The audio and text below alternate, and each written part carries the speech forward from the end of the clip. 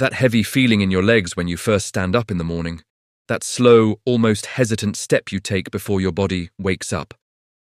And that quiet thought in the back of your mind, why do my legs feel weaker than they used to? If you're over 70, you're not imagining it. And more importantly, it's not something you just have to accept. In fact, what I'm about to share might completely change the way you think about aging legs. Here's something surprising. Adults can lose up to 30% of muscle mass between ages 50 and 80 if nothing is done to stop it. But here's where it gets interesting. Some people in their 70s and 80s are actually getting stronger, not weaker. So what are they doing differently? Today, we're talking about a powerful shift. Stopped these 4 things after 70 and my legs got stronger. And no, this isn't about extreme workouts or complicated routines. It's about subtle habits. Things many people do every single day without realizing they're quietly weakening their legs. Have you ever wondered why 2 people the same age can have completely different mobility?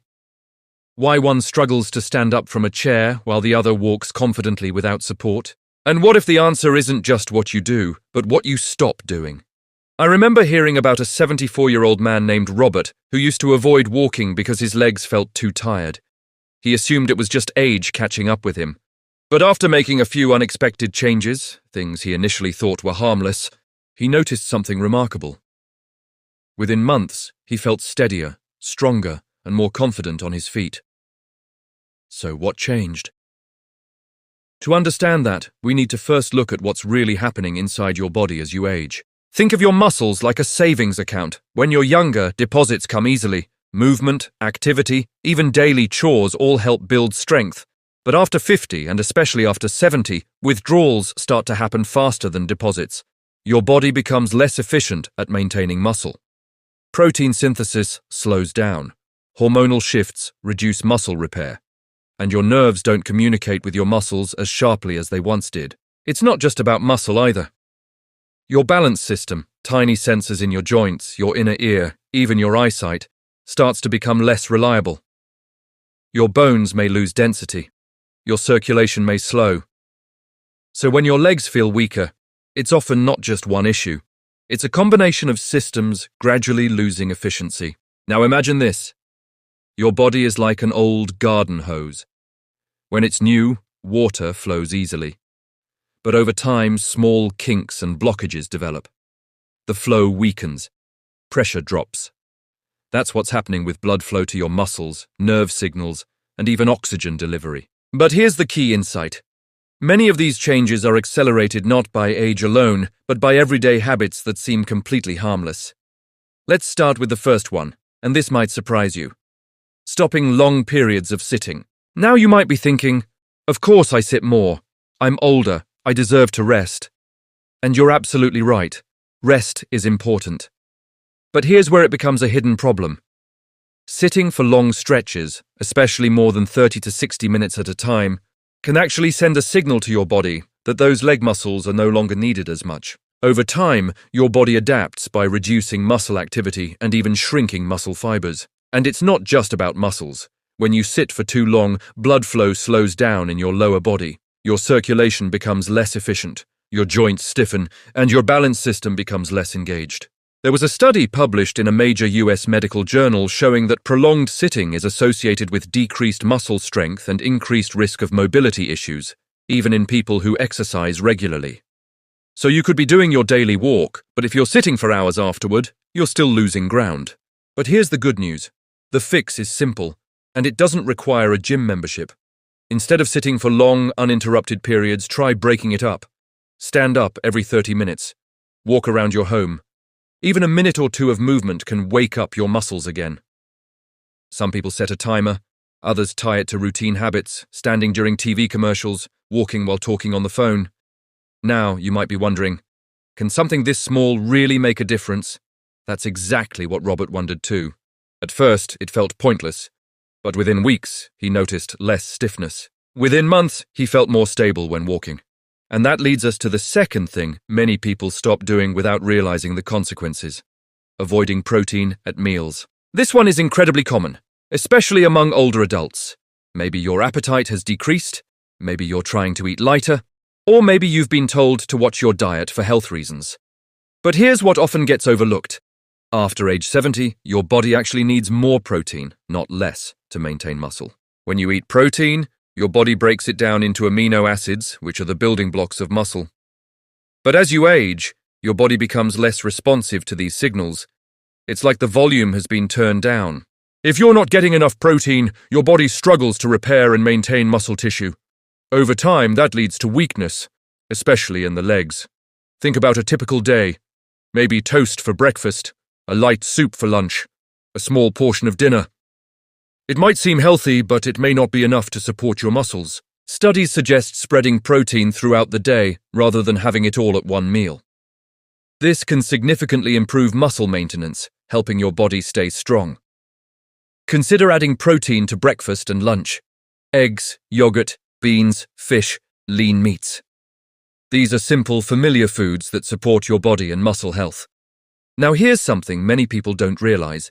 It's not just how much protein you eat, but when you eat it. Spacing it evenly helps your body use it more effectively. It's like giving your muscles multiple chances throughout the day to rebuild and stay strong.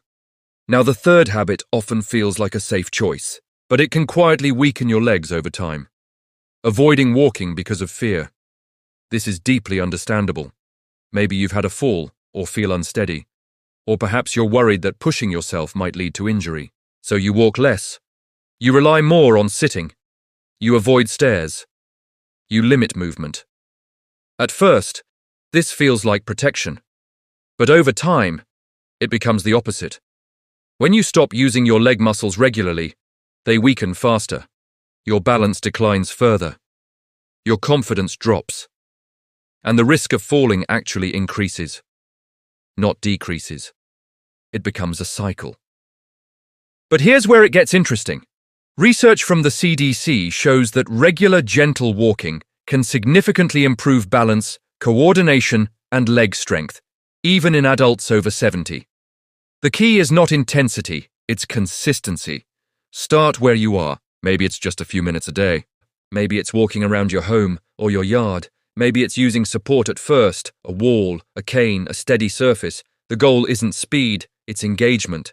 And here's a small shift that makes a big difference. Focus on how you walk. Slow, deliberate steps. Feeling your feet connect with the ground. Engaging your muscles consciously. Now you might be thinking, what if I still feel unsure? That's completely normal. And it's exactly why small, controlled movements are so powerful. They rebuild confidence along with strength. And just when you think you've heard the most important ones, there's one more habit that often goes unnoticed, but may be the most impactful of all. Stopping strength use in daily life. Not exercise, not workouts, just everyday strength. Think about how often you rely on assistance, using your arms to push yourself out of a chair, avoiding carrying groceries, choosing convenience over movement. Again, these choices make sense. They feel easier, safer. But every time you remove a small physical challenge, your body adapts by reducing its strength capacity. It's like telling your muscles, you're not needed anymore. But here's the flip side.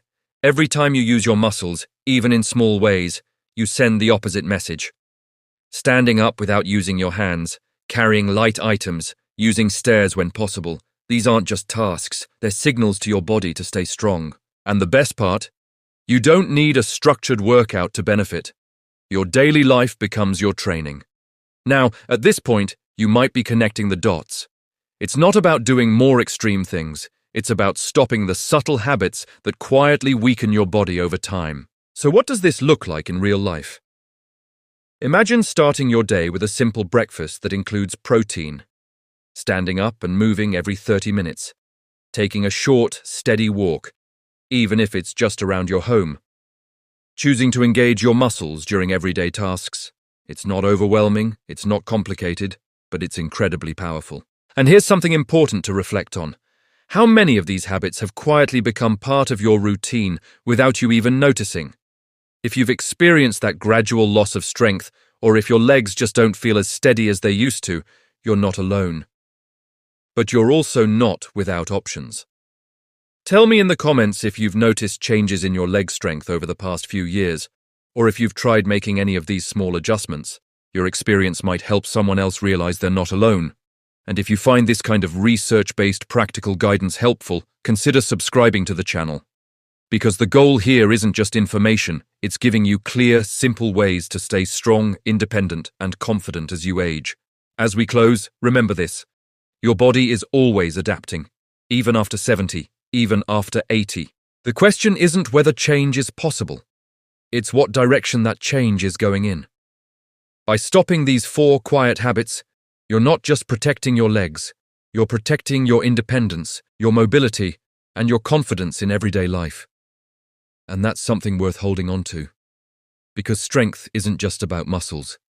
It's about the freedom to move, to live, and to trust your body again.